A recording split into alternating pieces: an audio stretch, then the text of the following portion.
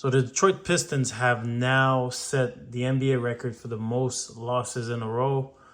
Now they sit at 2-29, so that's 28 losses in a row. And in this video, we're going to look at a couple of little tweaks and adjustments that Boston did that helped them turn the tide. Because at one point, Detroit was up 21.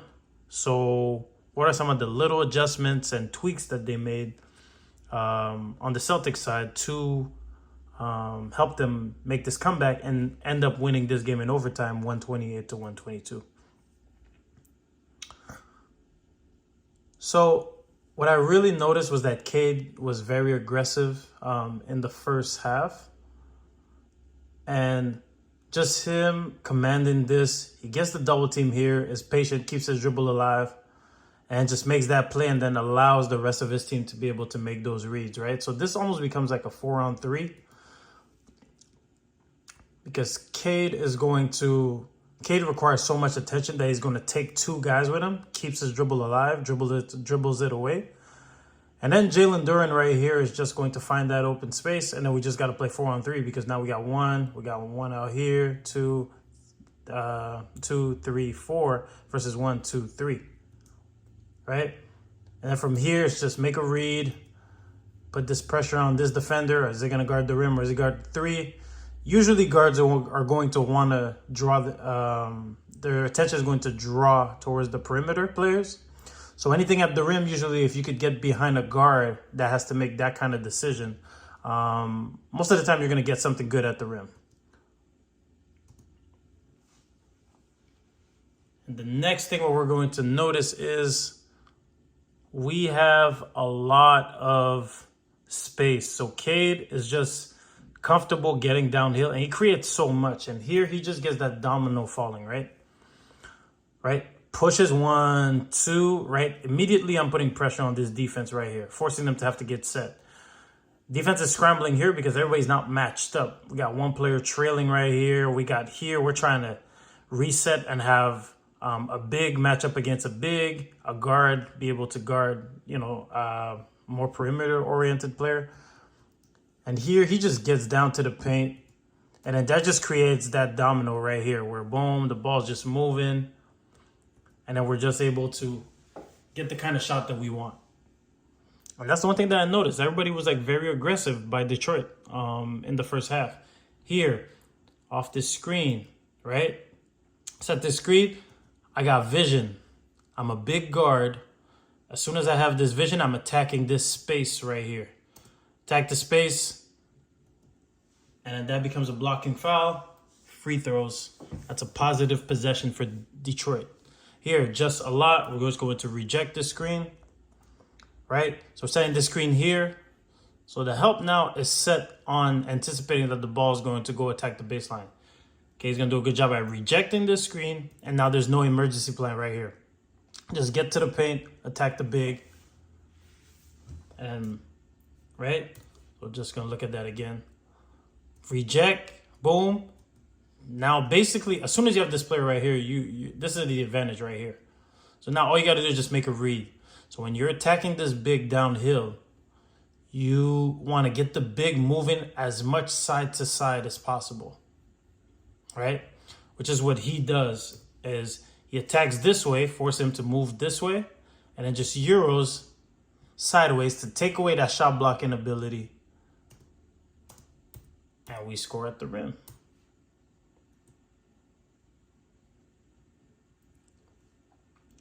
Screen, right? Boom.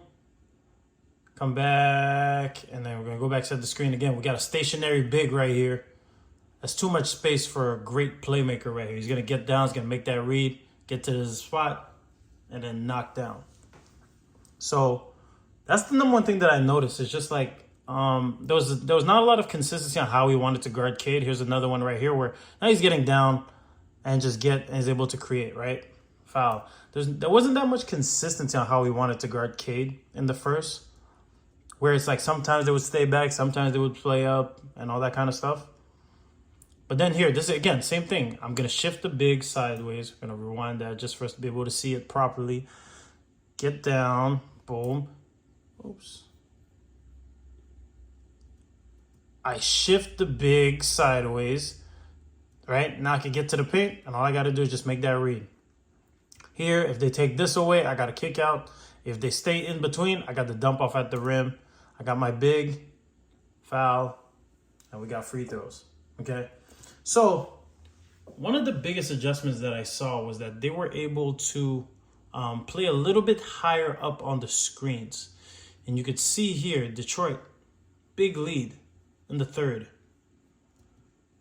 We're just going to be a bit higher up on the screens, right? So we're playing at the level of the screen is what I like to call it. Level of the screen. We're making Cade see a body where he's not getting down with some speed down into the paint and putting pressure on our defense. So with Al Horford playing up here rather than playing back here, what that does is that makes him have to second guess his shot. And now you got other guys that have to make that play a bit earlier that are not as comfortable making play away from the basket. Here, playing at the level of the screen, we're up, stay with it, and then we're not able to get to the paint.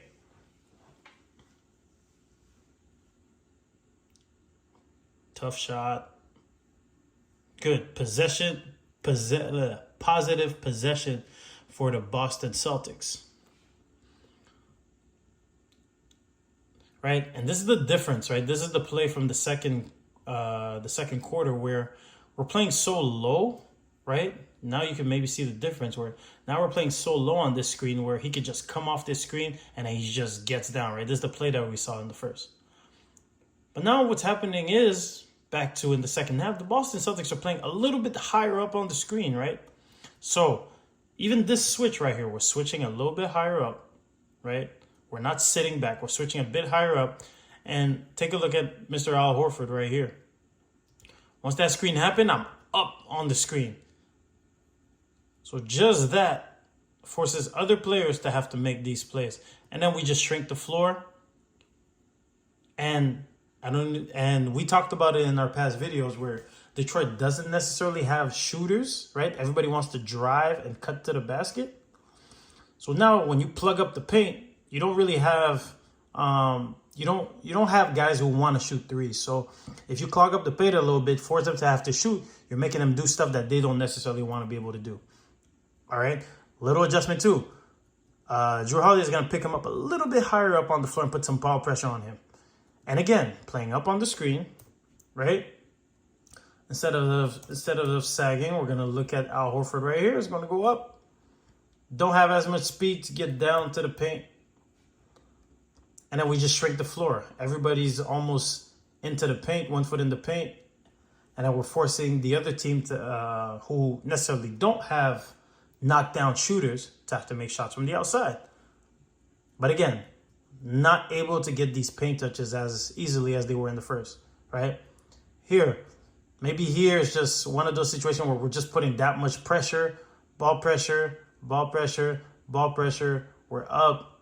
And again, takes away a lot of energy from Cade, where now he's driving into lane, trying to draw fouls, and it's not able to work. So just little adjustments that the Celtics ended up making, and they were able to come back from a 21-point deficit to win this game in overtime.